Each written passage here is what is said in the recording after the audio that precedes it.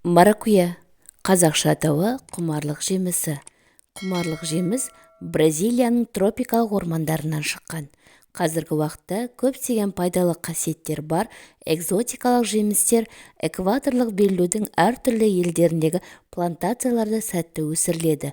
Мұнда ыстық тропикалық климат басым.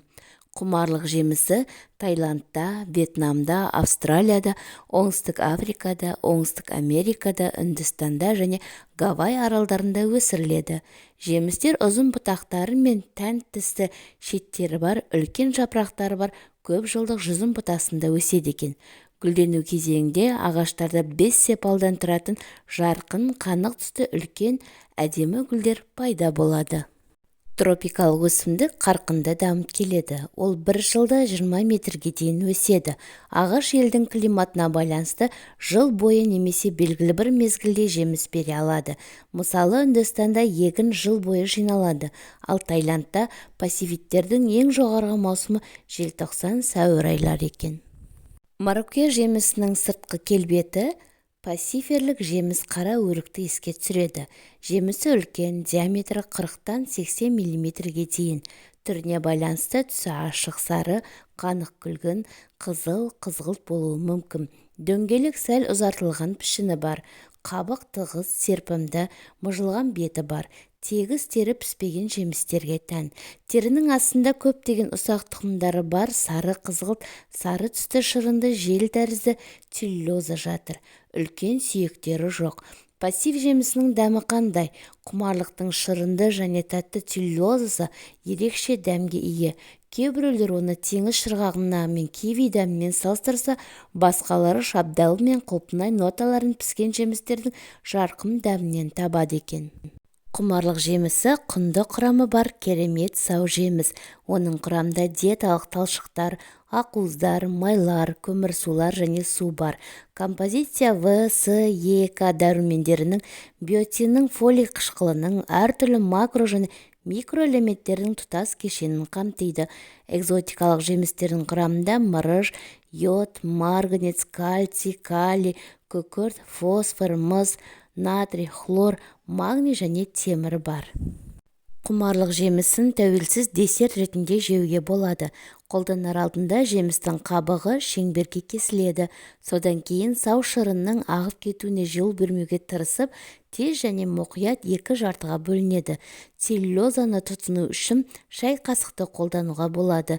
Оны жеуге жарамды ұсақ тұқымдармен бірге жейді. Жемістің дәмі тым қышқыл болса, целлюлозаны қантпен себуге болады екен. Құмарлық жемісі тамаша антиоксидант болып табылады. Жеміс иммундық жүйені нығайтуға, қартаю процесін бәсеңдетуге және жүрек тамыр жүйесі ауруларын алдын алуға көмектеседі. Экзотикалық жемісті үнемі тұтыну айқын қан тамырларын кеңейтетін әсерге ие. Бұл ұзақ уақыт бойы жоғары қан қысымымен байланысты проблемаларды ұмытуға мүмкіндік береді. Хосе Тиаго де Кармо Сантостың айтуынша, жеміс диеталық талшықтың тамаша көзі болып табылады. 100 грамм пассиферлік жемістің құрамында 42% талшық бар. Ол ас қорытуды жақсартуға көмектеседі, ішектерді тазартады, іш қатумен күреседі және қандағы қан деңгейін теңестіреді. Бір қатар витаминдердің арқасында тропикалық жеміс түнгі соқырлықтың алдын алады, көруді жақсартады, терінің, шаштың және тырнақтың күйін жақсартады екен. Композициядағы микроэлементтер денеге тыныштандырады, әсер береді, жүйке жүйесіне жақсы әсер етеді, ұйқыны жақсартады және стресстен қорғайды екен. Пассиферлік жемісте іс жүзінде май жоқ және калориясы төмен. Сондықтан ол қосымша фунт жоғалтқысы келетін немесе сымбатты фигураны сақтағысы келетін адамдар үшін таптырмас нәрсе. Жеміс қатерлі ісіктің алдын алуға көмектеседі.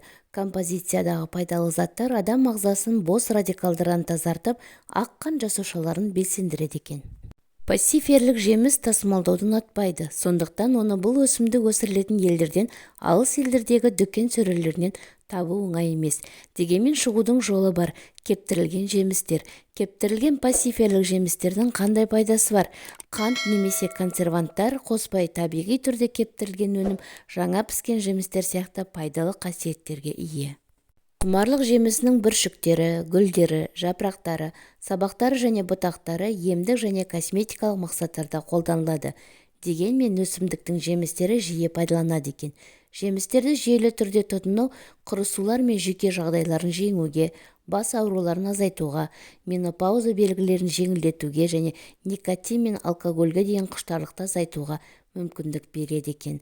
Денсаулықты жақсарту үшін пасифисті кесіп целлюлозаны алып тастайды. Олар оны жейді немесе шырынын сығып алады. Оның дәмі тәтті және қышқыл тоник қасиеттері бар. Сусын өздігінен тұтынылады немесе басқа жеміс шырындармен араласады. Тропикалық жемістің қабығы жеуге жарамсыз, өйткені оның дәмі ащы. Сонымен қатар тасымалдау кезінде бұзылудан және паразиттерден қорғайтын химиялық заттармен өңделеді. Косметологияда маскалар мен скрабтар жемістердің целлюлозасынан дайындалады.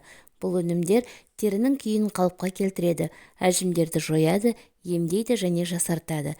Тропикалық жеміс тамақ дайындауда да қолданылады екен.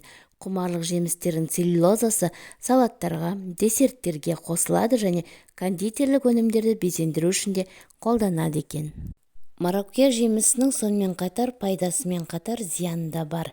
Оны арнайы тыйымдар жоқ жеу үшін, бірақ жемісті көп мөлшерде жеуге болмайды. Күніне 100 грамм жеткілікті. Қант диабетімен ауыратындар, аллергияға бейім адамдар, бала емізетін және жүкті әйелдер, сондай-ақ жеке төзімсіздігі бар адамдар сақ болуы керек. Балаларға пасиферлік жеміс беруге болмайды. Балаларды 3 жастан ерте емес біртіндеп тай жемісімен таныстыру керек. Құмарлық жемістерді сатып алу кезінде дұрыс таңдау жасалған жағдайда ғана пайдалы болады. Піскен жемістер біршама ауыр болуы керек, әйтпесе целлюлоза дерлік немесе толығымен құрғақ деп сеніммен айта аламыз және жемісті сатып алудың мағынасы жоқ.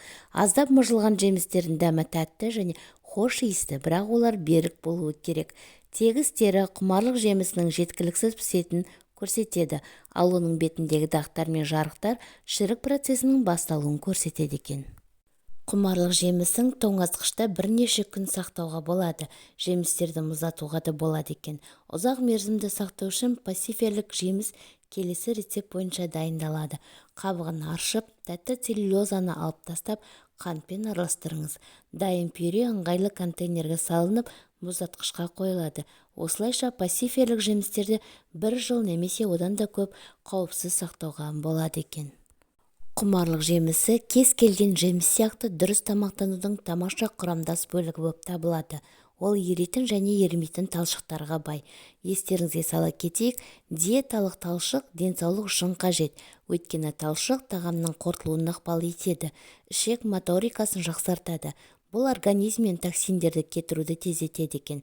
Бұл қандағы қант деңгейін қалыпқа келтіруге және секірудің алдын алуға көмектеседі. Зерттеулер көрсеткендей, талшыққа бай тағамдар қант диабеті, семіздік, жүрек және қан тамырлары ауруларының қаупін азайтады екен. Экзотикалық құмарлық жемісі үстелдегі жаздың бір бөлігі. Жыл бойы ол өмірді нұрлы және тәтті етеді және сіздің көңіл-күйіңізді көтере алады. Жаңа піскен целлюлоза, шырын немесе десерттер мен салаттарға пайдалы кептірілген қоспалар түрінде диетаңызға пайдалы тропикалық жемістерді қосыңыз. Ақпарат пайдалы болса, арнама тіркеліп, лайк басып, пікір қалдырып, достарыңызбен бөлісуді ұмытпаңыз.